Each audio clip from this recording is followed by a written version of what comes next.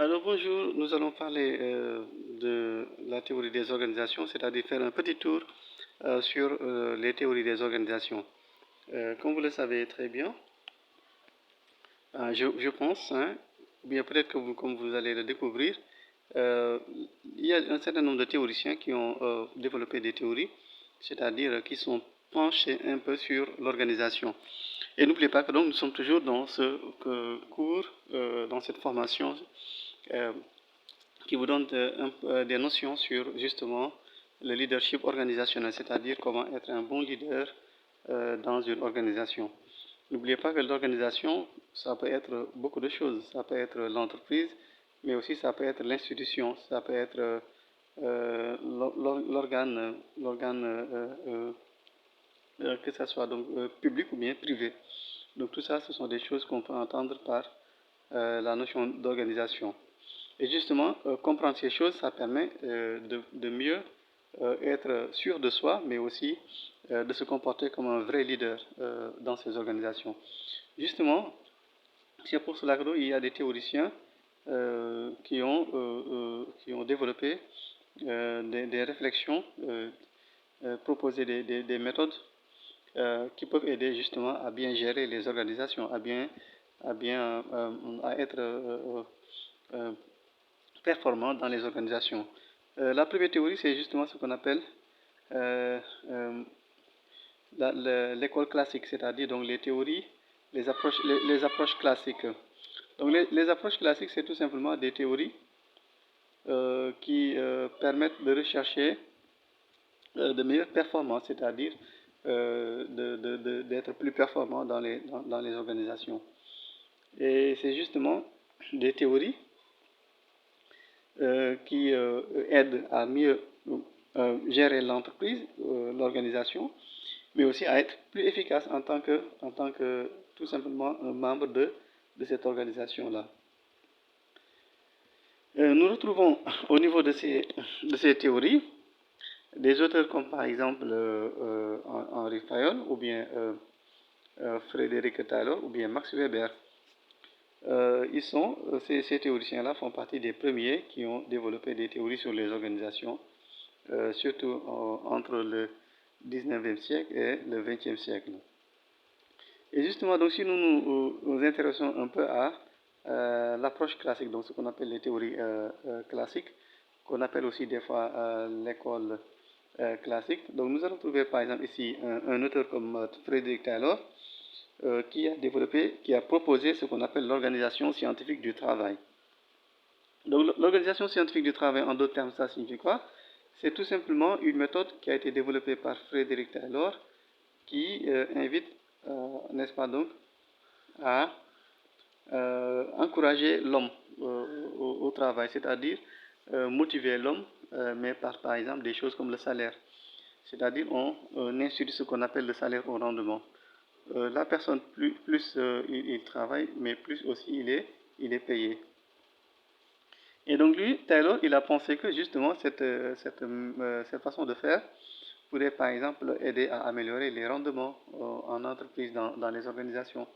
Mais aussi, ça pourrait par exemple aider à mieux gérer le temps. Vous savez que donc la gestion du temps est fondamentale, c'est essentiel. Ça fait partie même des choses que le leader, que le manager, que le gérant doit apprendre, n'est-ce pas? Apprendre à gérer le temps. Mais aussi également apprendre à se spécialiser, c'est-à-dire à faire des actions, des choses précises. Mais aussi également aider les gens à être un peu plus autonomes dans le travail. Donc ces choses-là, par exemple, ce sont des choses qu'on retrouve dans l'OST, c'est-à-dire dans l'Organisation scientifique du travail. Et justement, un autre auteur qui est venu juste après Frédéric Taylor, qui s'appelle Henry Ford, lui aussi, il a abondé dans ce même domaine. Et justement, Frédéric Taylor, c'est quelqu'un que je pense que beaucoup connaissent, ou bien peut-être normalement ils connaissent au moins donc sa société qu'il a laissée ici, la société Ford, qui est spécialisée dans la fabrication de véhicules. Les véhicules de marque Ford, je pense que tout le monde les connaît. Justement, donc Henry Ford, lui, il a développé ce qu'on appelle le Fordisme.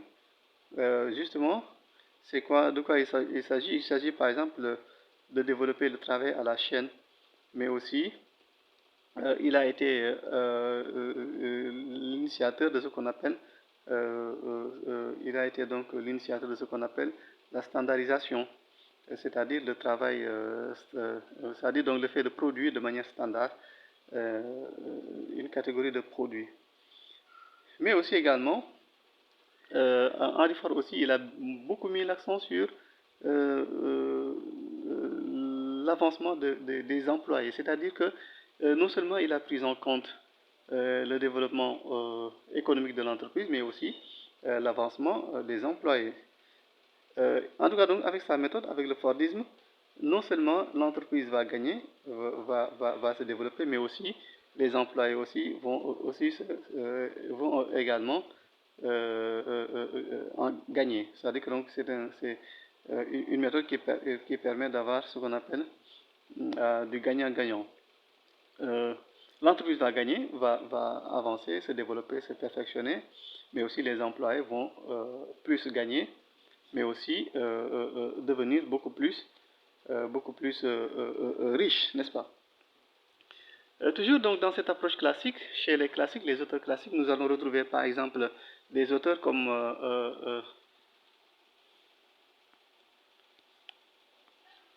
donc nous allons trouver par exemple des auteurs comme Henri Fayol. Henri Fayol, lui, donc c'est un auteur qui a développé ce qu'on appelle les 6 fonctions de l'organisation. Ces 6 fonctions-là, c'est quoi? Il s'agit de la fonction technique, c'est-à-dire dans une entreprise et dans les sociétés, surtout dans les usines, il y a ce qu'on appelle une unité de production. Dans la plupart des usines, si vous allez trouver une unité de production qui, par exemple, va gérer la production, c'est-à-dire va s'occuper de la fabrication des produits. Mais aussi la fonction commerciale, qui est essentielle dans une entreprise. La vente, nous l'avions dit dans je pense si vous avez regardé les cours, les vidéos qui précèdent, on avait brièvement expliqué ça, parlé de ça. Parmi les choses qui aident les organisations à survivre, à continuer d'exister, c'est justement l'aspect commercial, c'est-à-dire parvenir à vendre des produits et des services. Mais aussi également donc la fonction financière qui permet une bonne gestion financière. Il y a aussi donc la fonction de sécurité qui est essentielle, surtout aujourd'hui. Vous savez que aujourd'hui la sécurité elle est essentielle.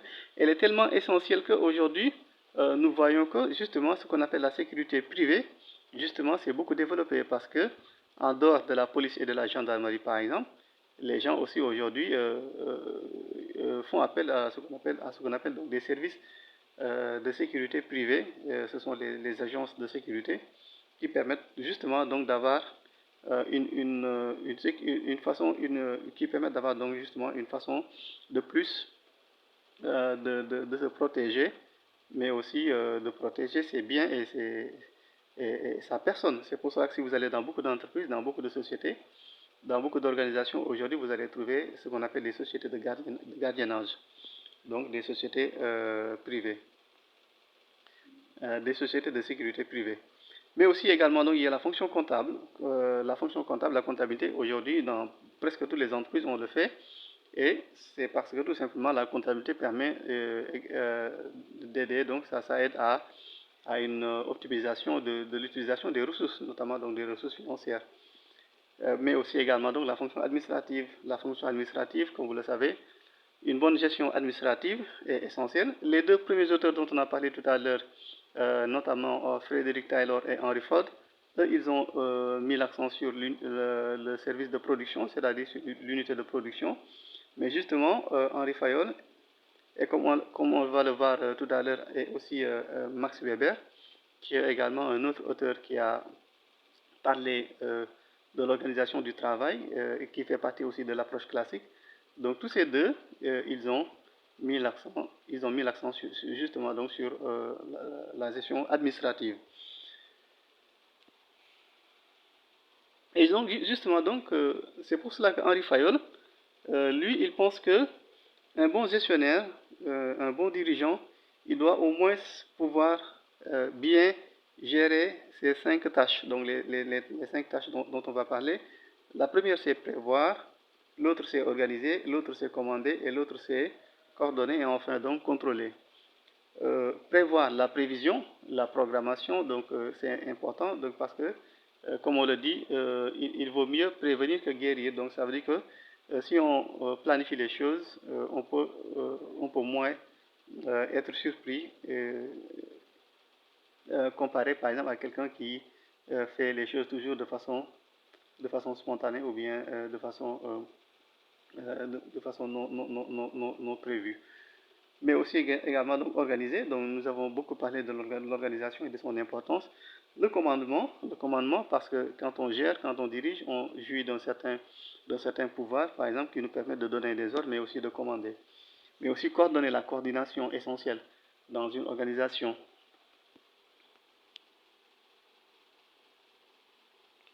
Et voilà, donc c'est pour cela que ces éléments-là, et aussi bien sûr le contrôle, qui est essentiel. Donc ce sont des éléments qui permettent à une organisation de s'en sortir. Et justement donc, Henri Fayol, comme je pense que peut-être vous le savez, ou bien comme vous allez le découvrir, il a dégagé justement des principes, des règles de base qui permettent de bien gérer une organisation. Notamment donc, il a parlé de 14 principes qu'il pense être les éléments de base pour bien manager, pour tout manager. Il y a la division du travail, bien sûr, donc quand on gère, il est important de bien diviser le travail, de bien l'organiser.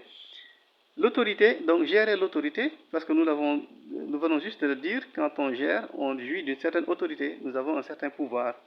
Mais aussi la discipline, c'est-à-dire les employés, bien sûr, doivent être disciplinés. C'est vrai qu'on n'est pas dans l'armée, mais quand même, il est bon d'avoir une certaine discipline au niveau de l'organisation. C'est pour cela, je pense que nous l'avez expliqué dans la vidéo juste qui précède. Si vous allez dans beaucoup d'entreprises, il y a ce qu'on appelle un règlement intérieur, c'est-à-dire il y a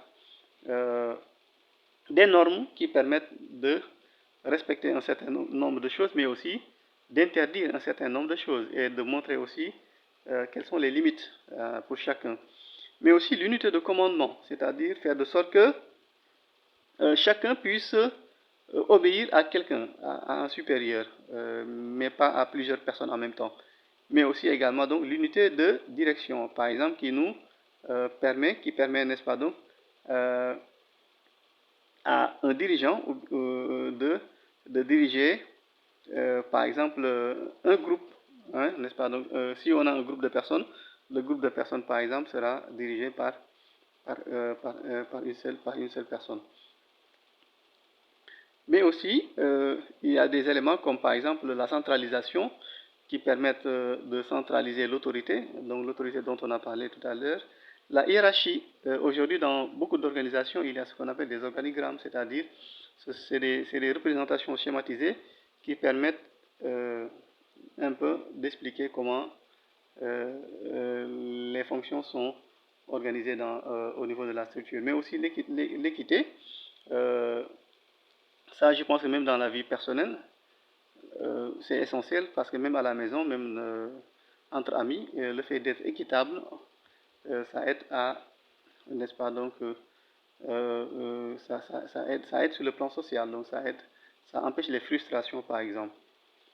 La stabilité aussi du personnel, avoir un personnel stable, fidèle, donc ça aussi ça peut beaucoup aider, mais aussi par exemple l'autonomie, c'est-à-dire qui permet de prendre des initiatives, et également donc l'esprit de corps et enfin donc l'intérêt général et la rémunération équitable. Donc ces principes, ce sont des principes que Henri Fayol a dégagés et qui permettent de bien gérer une organisation.